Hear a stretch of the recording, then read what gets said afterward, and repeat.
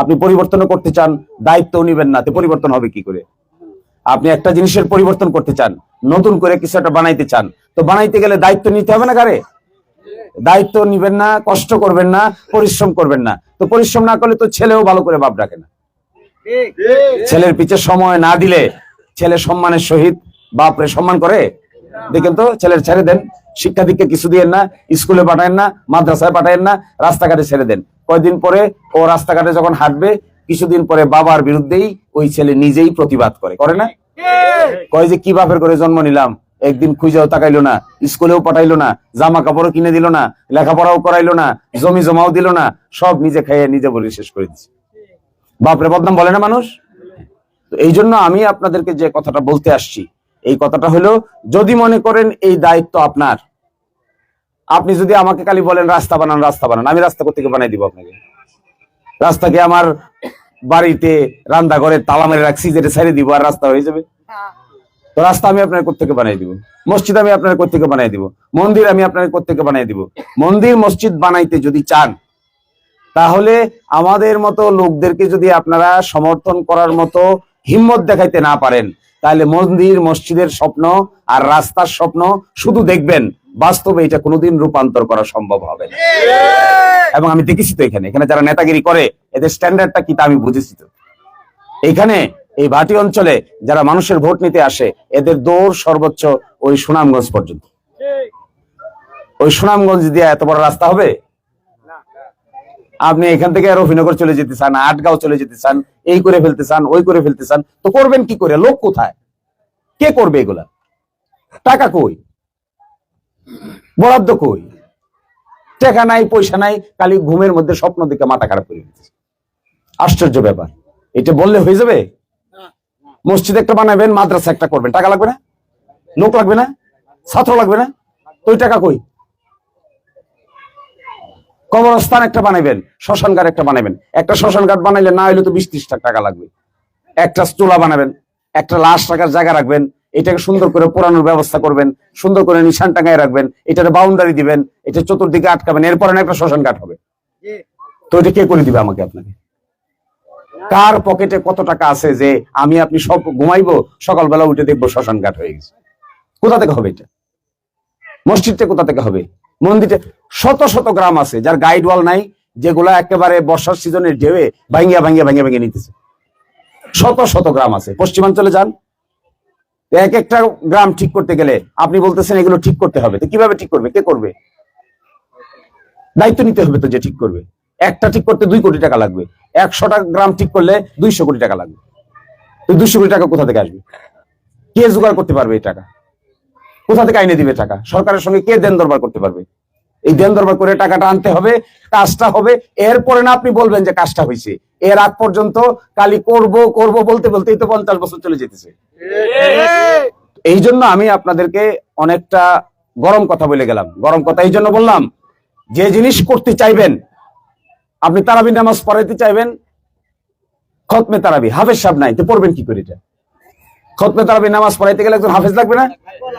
তো হাফেজ সাহেব সারা সূরা তারাবি শুরু করে দিয়েছেন, এটা হবে নাকি কোনোদিন? এটা কি করে হবে? দুই পারা পড়ার পরে তো বসে যাইতে হবে। তাই হচ্ছে, তাই হচ্ছে।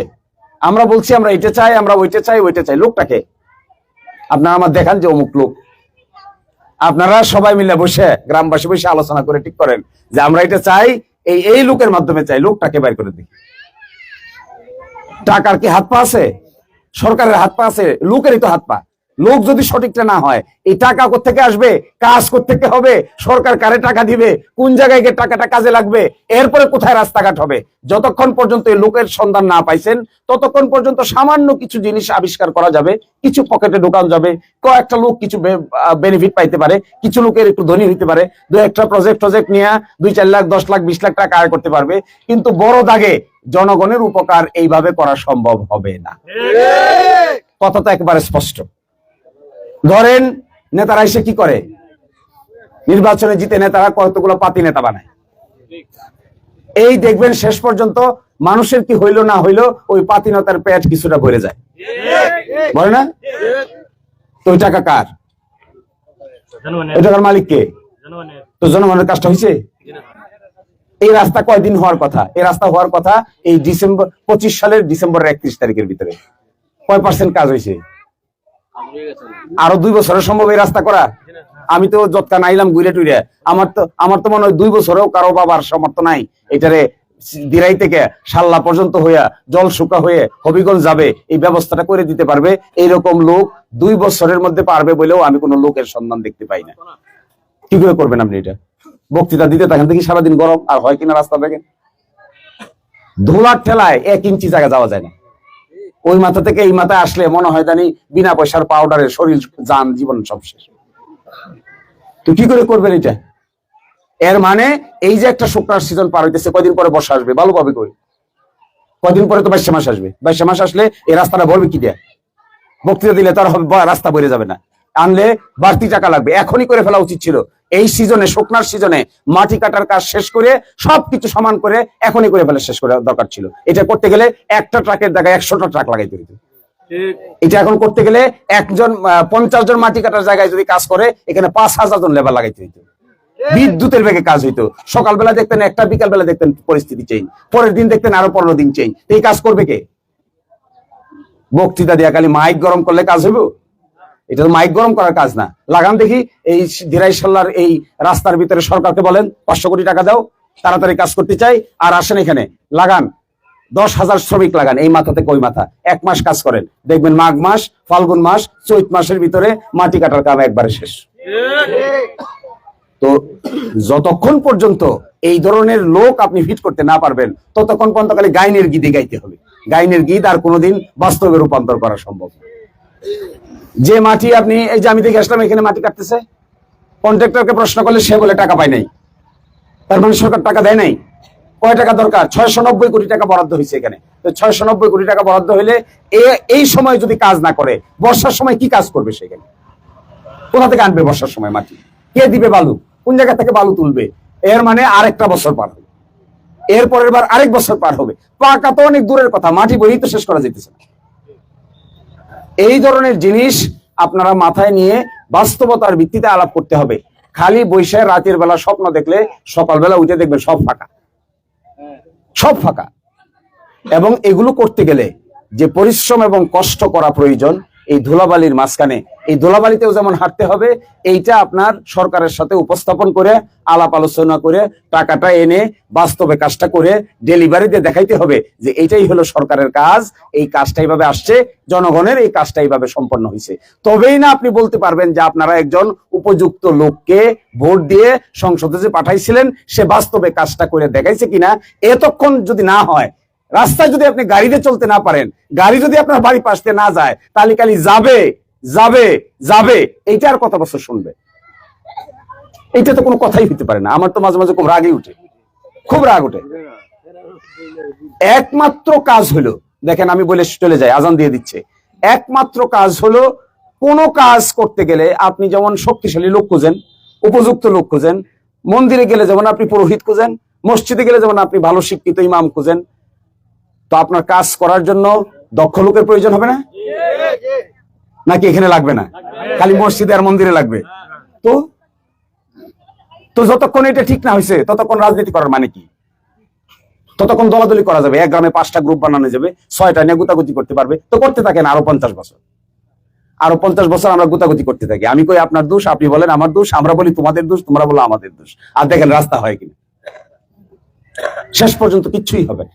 তো আমি আপনাদেরকে এই গরম কথাগুলো এই জন্য বললাম যে আমি এগুলো শুনতে একদম অভ্যস্ত নই, একদম অভ্যস্ত নই, একদম আমার কাছে এগুলো ভালো লাগে না। এই ব্লেম করা, একজন আরেকজনকে দোষারোপ করা, গালিগালাজ করা, বকাবকি করা, এগুলোকে আমার কাছে একেবারেই নিম্ন মানসিকতার কাজ মনে হয়। একটা দেশ ঠিক করতে গেলে উন্নত চরিত্রের নেতৃবৃন্দ ছাড়া দেশ ঠিক করা সম্ভব হয় না। দেশ আপনি কি করে ঠিক করবেন? দেশটা একজন দুজনের মানুষ না, লক্ষ লক্ষ লোক এখানে বসবাস করে, কোটি কোটি লোক। বাংলাদেশে এবার ভোট দিবে 12,76,00,000 লোক ভোট দিবে। এরপরে যাদেরকে ভোট দিয়ে সংসদে পাঠাবে, যাদেরকে ভোট দিয়ে সরকার বাড়াবে, তারা দেশ ঠিক করার দায়িত্ব নিবে। কি করে করবে দেশ ঠিক? নিজের পকেট যদি ঢোকায়, সর্বাগ্রে প্রয়োজন মনে করে, সর্বাগ্রে হিসাব করে আমার পকেটে কয় টাকা জমা পড়লো, এরা কি করে দেশ ঠিক করে? দেশ ঠিক করতে গেলে জানা শোনা লোক ছাড়া দেশ ঠিক করা যায় না, পরিশ্রম প্রিয় লোক ছাড়া দেশ ঠিক করা যায় না। কষ্ট করা লোক ছাড়া দেশ ঠিক করা যায় না। এই কষ্ট যতক্ষণ করা যাবে না ততক্ষণ পর্যন্ত শুধুমাত্র বকাবকি গালাগালি ছাড়া আর কোনো রাস্তা খোলা নেই। আর গ্রাম লেভেলে রাজনীতিকে নিয়ে এসে এত পচা লেভেলে আমরা ঢুকাইছি, যে লেভেলটা এত নিমচের মানে চলে গেছে, যেখানে গিয়া শুধুমাত্র আধিপত্য বিস্তারকে কেন্দ্র করে দেশের কি হইল না হইল, সমাজের কি হইল না হইল, ভাটি অঞ্চলের কি হইল না হইল, এইটার চাইতেও বেশি গুরুত্বপূর্ণ হয়ে গেছে আমার কি হইল না হইল, এইটাই হয়ে গেছে বেশি গুরুত্বপূর্ণ ব্যাপার। তো তাতে কি দাঁড়াবে?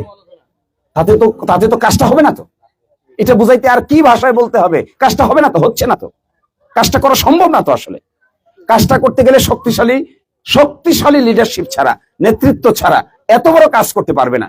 ছোটখাটো কাজ করতে পারবে, 2-4টা মসজিদ বানাও, মন্দির বানাও, একটু ছোটখাটো রাস্তা বানাও, এইগুলো কোনো নেতা না থাকলে এমনিও হবে। কিছু ছোটখাটো জিনিস নেতা না থাকলেও চলে, এটা অটোমেটিক চলে। আপনি ইউনিয়ন পরিষদের চেয়ারম্যান, উপজেলা পরিষদের চেয়ারম্যান ছিল, উপজেলা পরিষদ চেয়ারম্যান এখন আছে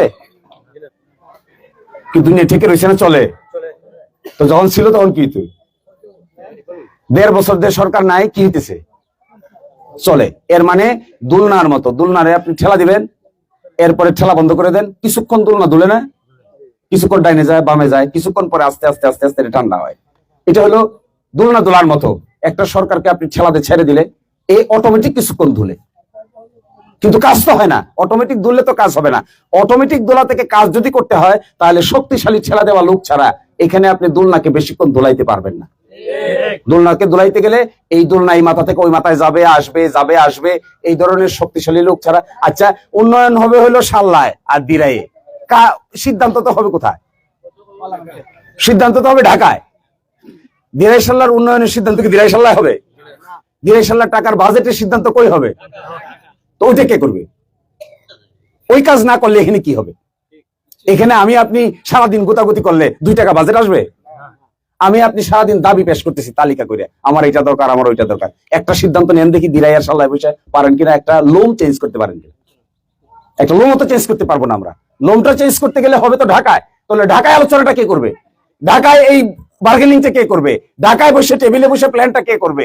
ঢাকা থেকে ইঞ্জিনিয়ার কি করে এখানে আসবে? ঢাকায় বসে হিসাব কিতাবটা কে করবে? সরকারকে কে বুঝাবে? যতক্ষণ এটা না পারা গেছে ততক্ষণ পর্যন্ত এই ভাটি অঞ্চলের পরিবর্তন করা সম্ভব হবে না।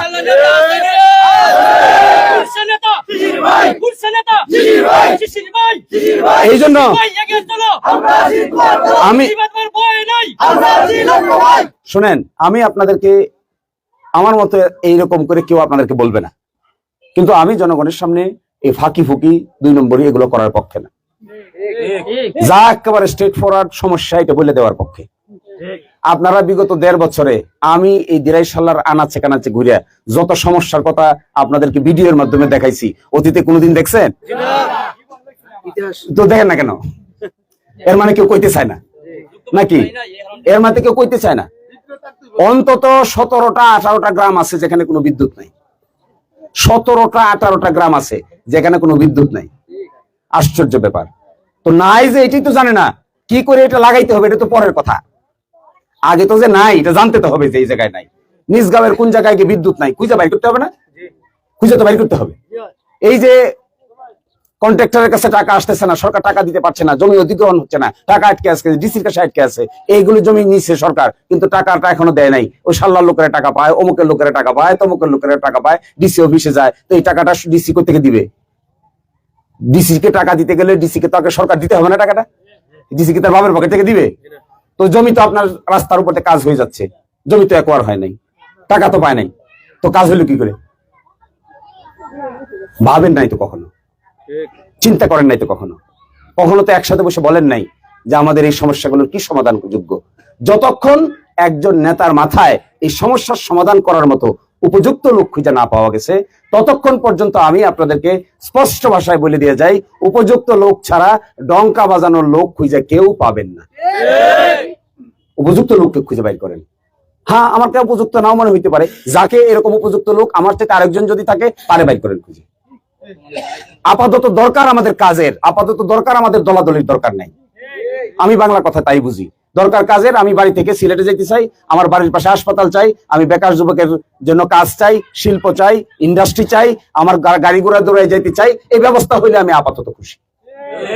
আর বাকি ব্যক্তিগত পকেটে কিছু না পড়লেও আমি আপাতত খুশি থাকুক। এটা পরে দেখা যাবে না পাঞ্জাবির পকেটেই পড়ে নাকি ধুতির সিপার মধ্যেই পড়ে, এটা পরে দেখা যাবে।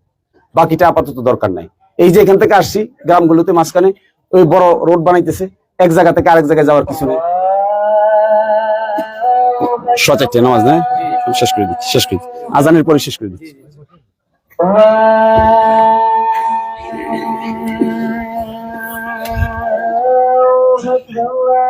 14 মিনিট আছে।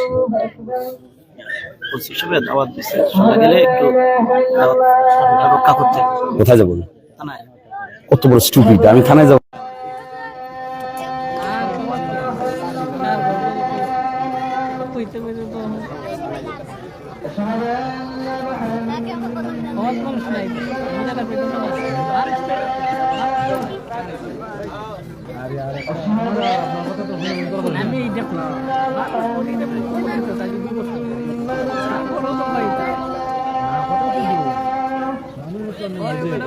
মানুষ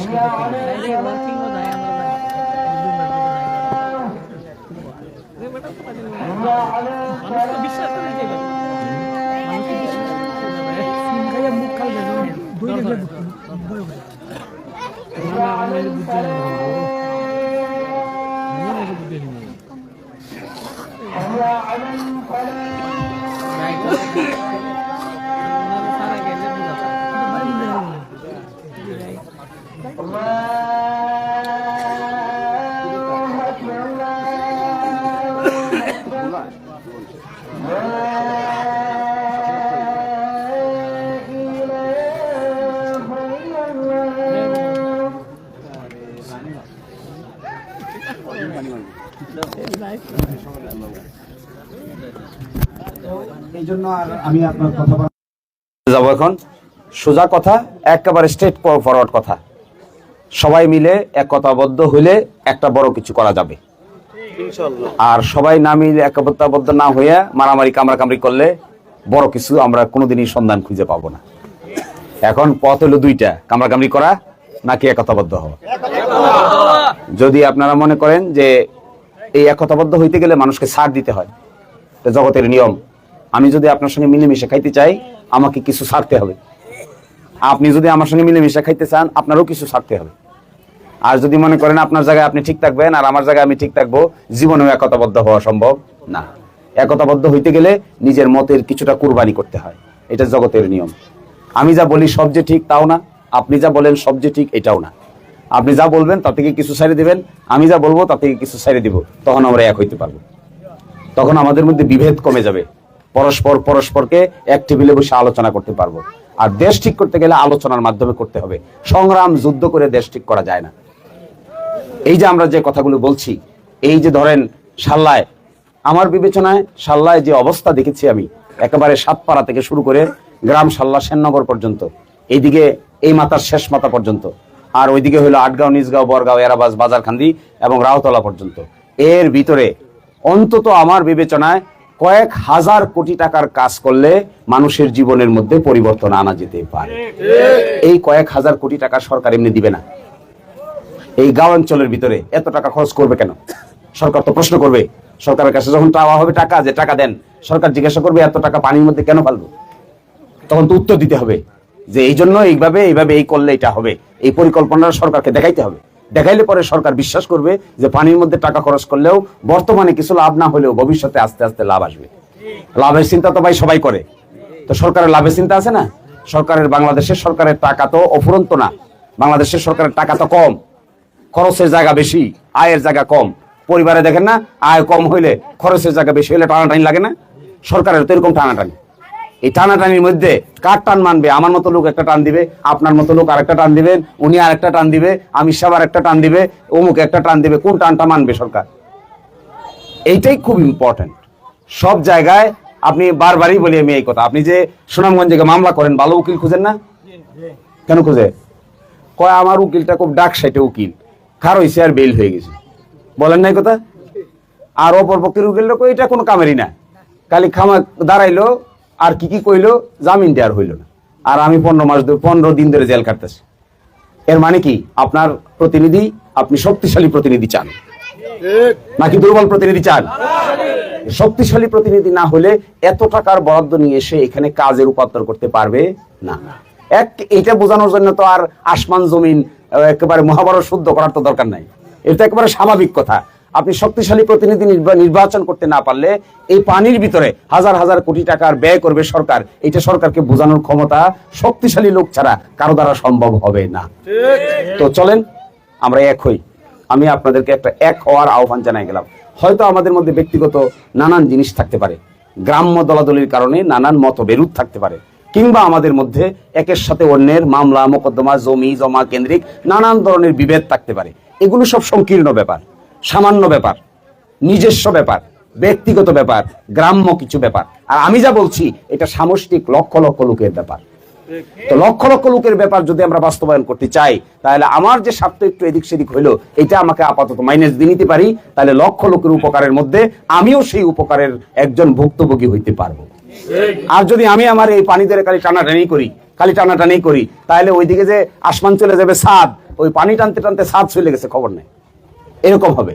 তো আমি আপনাদেরকে এই রিকোয়েস্ট করে যাই, আপনাদের মধ্যে দ্বন্দ্ব বিভেদ যদি থাকে এগুলো ভুলেন, রাজনৈতিক দ্বন্দ্ব থাকে এটাও বলেন, ব্যক্তিগত পারিবারিক মিল মিশার অভাব থাকে এটাও বলেন। উদ্দেশ্যটা এখন এক হওয়ার, এক হয়ে আমরা একটা কাজ করি। এরপরে 5 বছর যাক, 5 বছর পরে আমরা দাঁড় করে জিজ্ঞাসা করেন যে আপনি যা বলছিলেন তা করতে পারলেন না কেন, এটা জবাব দেন। আমি জবাব যদি দিতে না পারি তাহলে আমাকে আর কোনোদিন একবারের জন্য জনপ্রতিনিধি বানাবেন না। সবাই এই কথা বলো কাছে পরিকল্পনা আমরা পেশ করি। আপনারা যদি আমাদেরকে একবার দেখার পরে মনে করেন যে এই লোকটা পারবে না, ঠিক আছে আমি আর আসবো না, কত তো সোজা। আর যদি করতে হয়, আপাতত আমি যা দেখি যারা এখানে নির্বাচনে দাঁড়িয়েছেন, যারা এখানে নির্বাচন করার মতো উপযুক্ত হয়েছেন, সরকার কর্তৃক বৈধ হয়েছেন, এত বড় কাজ মাথায় নিয়ে হাঁটতে পারবেন এরকম লোক আমি আপাতত দেখছি না। বাকিটা আপনারা দেখেন কিনা আমি জানি না। যদি দেখেন তাহলে আপনাদের হয়তো আমার চাইতে আরো শক্তিশালী চোখ আছে। এই শেষ পর্যন্ত একটা কথাই থাকবে, একতার ভিত্তিতে আমরা অগ্রসর হই। মানুষের মধ্যে দলগত পার্থক্য থাকে, কিন্তু কিছু বিষয় থাকে এখানে কোনো দল থাকে না। আচ্ছা বলেন, দিরাইশালার রাস্তা হবে, এখানে কোনো দল আছে? বাড়ির পাশে হাসপাতাল হবে, এটাতে কোনো দল আছে? আমরা গাড়ি চড়াইয়ে সিলেট ঢাকায় যাবো, এখানে কোনো দল আছে? আমি তো কোনো দল দেখি না এগুলাতে। তো এগুলোতে যদি দল না থাকে তাহলে সামান্য সংকীর্ণ স্বার্থকে সামনে নিয়ে দলাদলি ভুলতে পারবো না কেন? কেন এখান থেকে বের হয়ে আসতে পারবো না? পারবো, আমার ধারণা পারবো। আর আমি আপনাদেরকে লাস্ট কথা বলে যাই, এই দিরাইশাল্লাহ 13টা ইউনিয়ন আছে, একটা পৌরসভা আছে। প্রায় আমার ঘোরা শেষ হয়ে গেছে গ্রামগুলো, আর মাত্র 7-8টা গ্রাম বাকি আছে। এরপরে সর্বশেষ গ্রামে আমি যাব জগদল ইউনিয়নের হালাইয়া এবং রাজনগর, একেবারে লাস্ট মাথার গ্রাম, যার পরে শুরু হয়েছে জগন্নাথপুর। এইটাই হবে আমার এই নির্বাচনের আগে 12 তারিখের আগে লাস্ট সফর। এটা শেষ করে 12 তারিখ থেকে আমরা বাজারে বাজারে সমাবেশ করব। আমি আশা করব এই সমাবেশগুলোতে আপনারা সকলে স্বতঃস্ফূর্তভাবে হাজির হয়ে দিরাইশাল্লার মধ্যে একটা জনজোয়ারের তৈরি করবেন। এরপরে মানুষের সিদ্ধান্ত, মানুষের মতামত, এটার উপর আমরা 100% আস্থাশীল। মানুষ যা বলবে শেষ পর্যন্ত তাই হবে। এই জন্য আমাদের দায়িত্ব হবে ছোটখাটো সমস্যা থেকে বের হয়ে আসা, বড় জিনিসটাকে সামনে নিয়ে আসা। বড় জিনিসটা কি? আমাদের ভাটি বাংলার উন্নয়ন।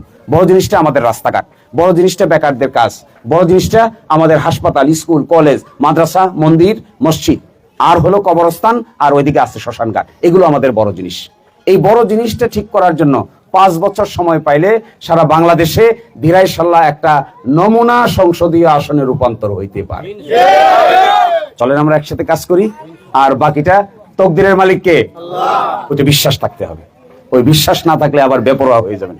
তো বিশ্বাস আমাদের আছে, আল্লাহ তাআলা নিশ্চয়ই সৎ লোকদের এই বাংলাদেশ পরিচালনা করার দায়িত্ব দিবেন। আর আমরা একসাথে মিলে কাজ করব। ধর্ম বর্ণের পার্থক্য থাকবে না, হিন্দু মুসলমানের পার্থক্য থাকবে না, ধনী গরিবের পার্থক্য থাকবে না, উঁচু নিচুর পার্থক্য থাকবে না, নারী পুরুষের মধ্যে যে বিভেদ আছে বিভেদকেও আমরা জায়গা দিতে চাই না। আমরা শেষ পর্যন্ত বলতে চাই, এই জমিন আমাদের, এই মাটি আমাদের, জন্ম নিছি আমরা এখানে, গন্ধ আমাদের গায়ে, এই গন্ধে আমাদের সকলের গায়ে আছে, হিন্দু মুসলমানের গায়ে আছে, ধনী গরিবের গায়ে আছে, পেট কাদা আমাদের শরীরের সঙ্গে লেগে আছে। এই জন্মভূমি ঠিক করাটাই আমাদের শেষ পর্যন্ত দায়িত্ব। এটা যতক্ষণ ঠিক হবে না ততক্ষণ আমরা সবাই মিলে প্রচেষ্টা চালিয়ে যাব ইনশাআল্লাহ। আল্লাহ আমাদের সহায় হন। আসসালামু আলাইকুম। রাজনীতি করে আমার খাওয়ার দরকার নাই, এটা আমার পেশা না, আমার বাপ দাদার পেশাও না রাজনীতি। যদি মনে করেন এই অঞ্চলকে সঠিকভাবে সাজাইতে চান, স্বেচ্ছায় আমাদের সঙ্গে জয়েন করেন। আর যদি মনে করেন ধ্বংসের মধ্যে যাইতে চান, যা পারেন তাই করেন। একেবারে সোজা সাপটা কথা। আমার লবণের নৌকা পানিতে পড়ে নাই যে আমি আপনাদের লিজ নিয়ে আপনাদের বাড়িঘর ঠিক করে দিব। আমাকে দিয়ে যদি বাড়িঘর ঠিক করাইতে হয় তাহলে আমাকে সাপোর্ট করতে হবে। আর যদি মনে করেন গঙ্গার জলে ভাসবেন তো ভাসেন গে, আমার অসুবিধা কি? আমার মতো এরকম কথা বলার মতো লোক এই বাংলাদেশে আর দ্বিতীয়টা নাই, বলতে পারবে না। কারণ মনের ভিতরে যাদের দুগুর পুকুর থাকে এরা ভালো করে কথা বলতে পারে না। এরা মনে আমি কি এখানে এসে আপনাদের কাছ থেকে টাকা নিব? আপনারা আমার জমির ভাগ দিবেন, বিলের ভাগ দিবেন, কি দিবেন আমারে? তো আমার যদি এরকম টার্গেট থাকতো যে অমুকরে ধরো, তমুকরে মারো, তমুকরে এই করো, আর মাঝখান দিয়ে ধনী হও, তাইলে না আমি আপনার পিছে পিছে ঘুরতাম। আমার তো এখান থেকে কোনো কিছুর দরকার নাই, কিচ্ছু দরকার নেই, কিচ্ছুর দরকার নাই। আমাকে আপনারা নেতা বানাবেন। আমার কি আল্লাহ তাআলা ইজ্জত কম দিছে? যে পরিমাণ ইজ্জত দিছে, এই ইজ্জত বিক্রি করে আমার আরো 3 পুরুষ খাইতে পারবে, তাতেও অসুবিধা হবে না। কিন্তু এই ধুলার মধ্যে, এই অসুবিধার মধ্যে আমি তাইলে আমার আসার দরকার কি? এটা একটা প্রশ্ন। যে এই ধুলার মধ্যে, এই কষ্টের মধ্যে, পানির মধ্যে, হাওরের মধ্যে ঘুরতেছে কেন? এই হাওরের মধ্যে ঘুরে আমার ব্যক্তিগত কোনো ফায়দা আছে? নিজেরা জিজ্ঞেস করেন দেখি, এই অঞ্চলে এমন কোন লোক আছে যে লোক আমাকে ব্যক্তিগত কোনো ফায়দা দিতে পারে? কিচ্ছু দিতে পারবে না, কিছুই নাই এখানে। এখান থেকে নিয়ে আমাদেরকে নিজস্ব কিছু অর্জন করার কিছু নাই। একমাত্র একটাই বিষয় আছে, এখানকার জিনিস ভালো হলে, এখানকার পরিবেশ ভালো হলে, এখানকার রাস্তাঘাট ভালো হলে, এখানকার মানুষ ভালো থাকলে, আমরা সবাই মিলে ভালো থাকলে, এইটা মনের ভিতরে একটা আনন্দের জন্ম দিবে। এছাড়া আর কিছু এখানে নাই। কেউ যদি মনে করেন যে এর বাইরে আমার ব্যক্তিগত কোনো একটা বাড়তি লাভ আছে, যে বাজারা এটা মনে করবেন, তারা সব ভুলের মধ্যে আছেন। বাড়তি কিছু এখানে নাই, বাড়তি গোপন কিছু এখানে নাই, যা আছে পুরাটাই প্রকাশ্য। এখন প্রশ্ন হলো, বাকিটা জনগণের দায়িত্ব। এই জিনিস বুঝতে না পেরে, এই জিনিস না বুঝতে পেরে কেউ বা কারা বা জনগণ এই জিনিস যদি বুঝতে না পারে, তাহলে এই ভাটি অঞ্চলের দশা যা আছে তা থাকবে। তা কি করে পরিবর্তন করবেন?